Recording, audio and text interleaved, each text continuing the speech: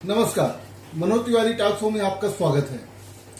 आज मेरे साथ फूलपुर के चर्चित नेता पूर्व सांसद नागेंद्र सिंह पटेल जी हैं। नागेंद्र सिंह पटेल जी ने उपचुनाव में उप मुख्यमंत्री केशव प्रसाद मौर्य की सीट रही फूलपुर को जीता था। उसके बाद क्या हुआ ये सबके सामने है। आज नागेंद्र पटेल जी से हम तमाम बात करेंगे। पटेल जी, मेरे टॉक शो में आपका बहुत बहुत स्वागत है। धन्यवाद। सबसे पहले तो हम यही जानना चाहेंगे कि बिना चुनाव लड़े आप पूर्व सांसद हो गए, क्या आपको नहीं लगता कि समाजवादी पार्टी ने आपके साथ न्याय नहीं किया 2019 में लोकसभा टिकट ना देकर के? नहीं, समाजवादी पार्टी है। समाजवादी पार्टी में समाजवाद है। सबको समाजवादी पार्टी अवसर देती है और निश्चित ही जो है समाजवादी पार्टी सबको बराबर अवसर देती है। अब हमारे भाई पंधारी यादव जी थे, वो भी अच्छे नेता थे। माननीय राष्ट्रीय अध्यक्ष जी ने जो भी निर्णय लिया वो पार्टी के हित में लिया, देश के हित में लिया और निश्चित ही हम समाजवादी पार्टी के साथ हैं और समाजवादी पार्टी के साथ रहेंगे और बहुत मजबूती से समाजवादी पार्टी के लिए काम करेंगे। 2019 में आपके साथ अन्याय हुआ? नहीं, पार्टी की नीति रीति है। पार्टी की नीति रीति है। अब और भी मौका दिया, समाजवाद है, सबको अवसर मिलना चाहिए, सबको मौका मिलना चाहिए चुनाव लड़ने का। अब टिकट तो एक ही होता है ना, नेता बहुत होते हैं, सब तो नहीं लड़ सकते। अब पार्टी का निर्णय है, जो भी निर्णय था वो सहर्ष स्वीकार है, उसमें कोई अच्छा नेताजी, एक चीज बताइए, आप एक सांसद के रूप में बताइए कि 2019 में गठबंधन क्यों फेल हुआ? आप क्या कारण मानते हैं? अब जनता है, जनता जिसको अपना जनादेश दे दिया। अब इसमें क्या कहा जाए, जनता है। नहीं, सपा बसपा का एक मजबूत गठबंधन था और हर जगह फेल हुआ। एक नेता के रूप में इसका कोई कारण आप समीक्षा विचार किए कि नहीं? नहीं, समीक्षा किया गया। हमारी पार्टी जो है ज्यादा वोट पाई। निश्चित जो है 3,72,000 वोट फूलपुर लोकसभा में समाजवादी पार्टी और बहुजन समाज पार्टी ने पाया। अब जनता है, भारतीय जनता पार्टी के झूठे वादों में, लुभावनों में जनता बहक गई। झूठे लुभावनों में भारतीय जनता पार्टी की जनता बहक गई, जिसकी वजह से कहने मतलब हार हुई। अच्छा नेताजी, एक चीज और बताइए कि 2022 में विधानसभा चुनाव होना है, क्या बिना गठबंधन के विधानसभा चुनाव आसान होगा? अब ये तो हमारे राष्ट्रीय नेता ही तय करेंगे और निश्चित ही समाजवादी पार्टी अकेले भी चुनाव लड़कर पूर्ण बहुमत में रही है और सरकार बनाई है। ये तो बहुजन समाज पार्टी के साथ भी हुआ है और निश्चित हुआ है। तो निश्चित ही समाजवादी पार्टी आने वाले 2022 के चुनाव में अकेले दम पर चुनाव लड़के सरकार बनाएगी। कहा यह जाता है कि फूलपुर से जो है नागेंद्र सिंह पटेल जो है घोषित सपा प्रत्याशी है विधानसभा 2022 के लिए, कितना सत्य है? ये तो कहना गलत है। अब पार्टी तय करेगी। पार्टी हमारे आदरणीय राष्ट्रीय अध्यक्ष आदरणीय अखिलेश यादव जी तय करेंगे हमको चुनाव लड़ाएंगे कि नहीं लड़ाएंगे। ये पूर्ण अधिकार माननीय राष्ट्रीय अध्यक्ष जी का है। अगर लड़ाते हैं तो चुनाव लड़ेंगे और जहां से भी लड़ाएंगे, वो जहां से भी चुनाव लड़ाएंगे, उत्तर प्रदेश में जिस भी सीट से लड़ाएंगे वहां से चुनाव लड़ने के लिए हम तैयार है, चुनाव लड़ेंगे। अच्छा सांसद जी, आप एक बात और बताइए कि फूलपुर विधायक आपके पड़ोसी हैं, ज्यादा दूर का अंतर नहीं है, उनके काम से आप कितना संतुष्ट हैं? अब उनके काम से तो चुनाव में मैं 44,000 करीब 40,000 वोटों से फूलपुर विधानसभा में लोकसभा के चुनाव में हम 40,000 वोटों से जीते थे लगभग। तो निश्चित ही जनता उनसे नाराज है और उनके काम से नाराज है। सबका काम नहीं करते हैं, विकास नहीं हो रहा है, तो निश्चित जनता उनसे नाराज है।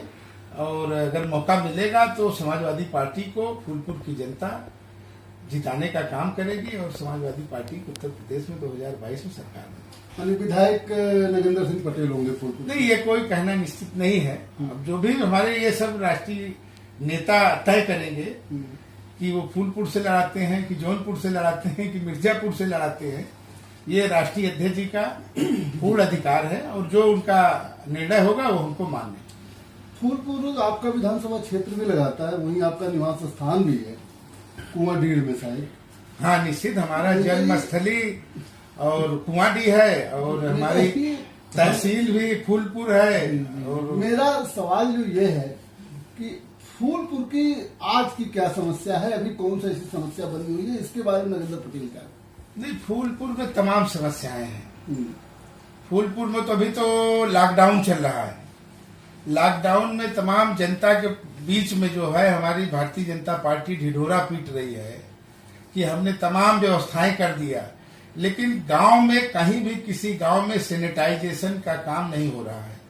गांव में जो सोशल डिस्टेंस का हम लोग फार्मूला अपना रहे हैं जिससे कोरोना से बचा जा सकता है, वहां पे सोशल डिस्टेंस की कोई परवाह नहीं कर रहा है।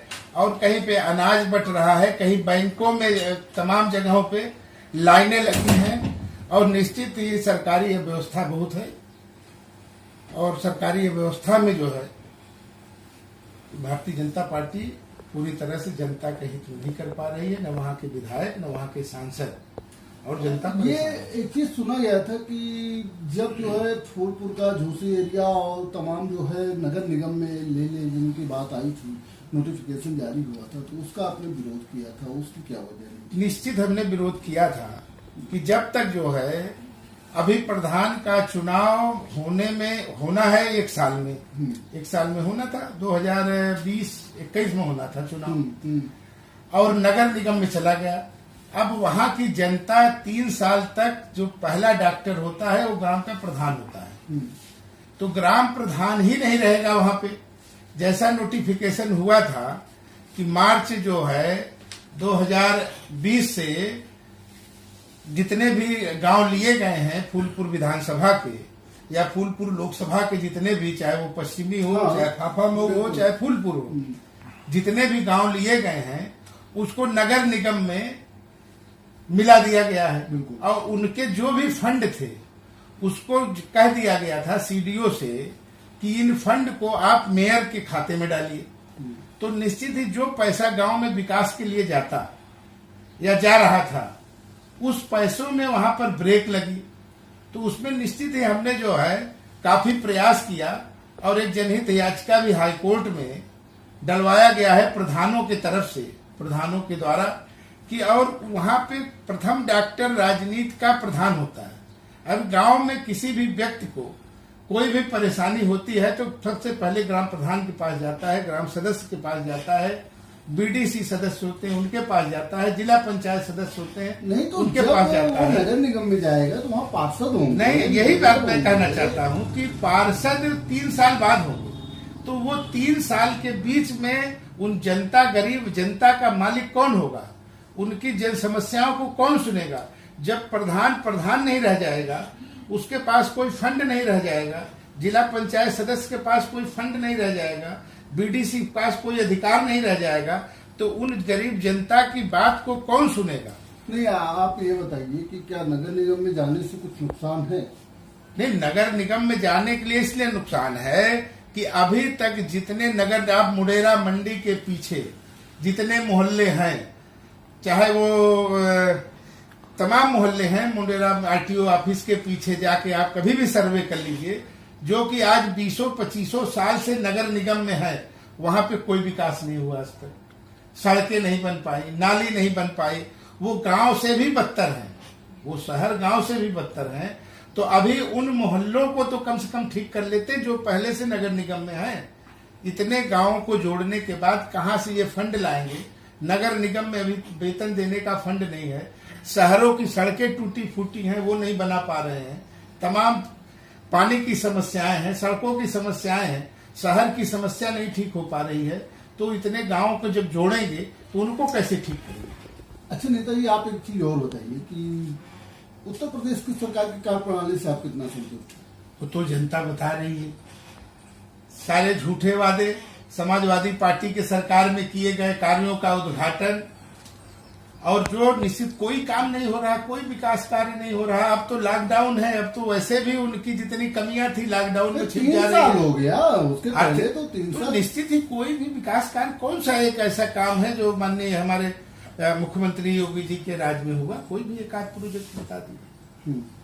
कोई विकास कार्य नहीं हुआ, जैसे कि तैसे सब पड़ा हुआ है। अच्छा, आपको क्या लगता है कि कोरोना महामारी के बचाव के लिए जो सरकार ने कदम उठाए, केंद्र सरकार ने, ये कदम सही है या निश्चित है, कोरोना महामारी में हम माननीय प्रधानमंत्री जी के साथ हैं। उनके इस महामारी में हमारी समाजवादी पार्टी, हमारे आदरणीय राष्ट्रीय अध्यक्ष जी और समाजवादी पार्टी के सभी कार्यकर्ता, तमाम पीड़ितों शोषितों को जिनके पास सरकार व्यवस्था नहीं दे पा रही है, उसको व्यवस्था देने का काम समाजवादी पार्टी के कार्यकर्ता कर रहे हैं। मैं भी लगातार करीब 15 दिन गांव की तरफ रह के, सरकार का कदम अच्छा है, नहीं अच्छा है, लेकिन तमाम वो सुविधाएं जो सरकार की सुविधाएं हैं वो गांव तक नहीं पहुंच पा रही, गांव गरीब तक नहीं पहुंच पा रही है। चाहे वो राशन बांटने का काम हो, चाहे वो सैनिटाइजेशन करने का काम हो, या जो भी स्वास्थ्य सेवाएं हैं गांव गांव में जानी चाहिए, वो सब पूरी तरह से गांव में नहीं पहुंच पा रही। चलिए, राजनीति तो थोड़ी बात और करते हैं। कहा जाता है कि जब नागेंद्र सिंह पटेल सांसद बने तो उन्होंने यहाँ के कुछ वरिष्ठ नेता हैं, स्थानीय नेता हैं, जिसमें ज्योति रमन जी हैं, बाबूदेव यादव हैं, इंजीत सरोज हैं। इंजीत सरोज तो अभी बाद में आए, लेकिन फिर भी इन सभी लोगों को आपने निगलेक्ट किया और अपनी एक खुद की जो है गुट बना लिया। नहीं, ये कहना बिल्कुल गलत है। आदरणीय सरोज साहब ये हमारे नेता हैं। आदरणीय जो है जो भी पार्टी के हैं हमारे आदरणीय वासुदेव जी, आदरणीय कुंवर साहब हमारे अग्रज हैं। कहने मतलब मैं उनको बहुत मानता हूँ। हमने 2011 में जब कुर्मी सम्मेलन किया था, उनको हमने मुख्य अतिथि बनाया था, विशिष्ट अतिथि बनाया था। और आदरणीय कुंवर साहब हमारे पद प्रदर्शक हैं, हमारे नेता हैं। मैं हमेशा उनसे मिलता रहता हूँ, उनसे सलाह लेता रहता हूँ। ये कहना बिल्कुल गलत है। ये कहा जाता है कि सांसद नागेंद्र सिंह पटेल जो है प्रदेश अध्यक्ष नरेश उत्तम जी के ज्यादा करीबी हैं, लेकिन वो ये कहना हमारे नेता आदरणीय अखिलेश यादव जी हैं, आदरणीय नरेश उत्तम पटेल जी हैं, और जितने भी वरिष्ठ नेता हैं समाजवादी पार्टी के इलाहाबाद में, चाहे कृष्णमूर्ति यादव जिला अध्यक्ष जी हों, चाहे हमारे कुंवर साहब जी हों, चाहे आदरणीय वासुदेव जी हों, जो भी उम्र में हमसे बड़े हैं, पद में बड़े हैं, सबका मैं सम्मान करता हूं और सबका करता रहूंगा सम्मान। मेरा ऐसी कोई गुटबाजी का कोई गुटबाजी नहीं है। ये पार्टी का निर्णय है। 2022 में किसकी सरकार बनेगी? निश्चित ही समाजवादी पार्टी की सरकार बनेगी।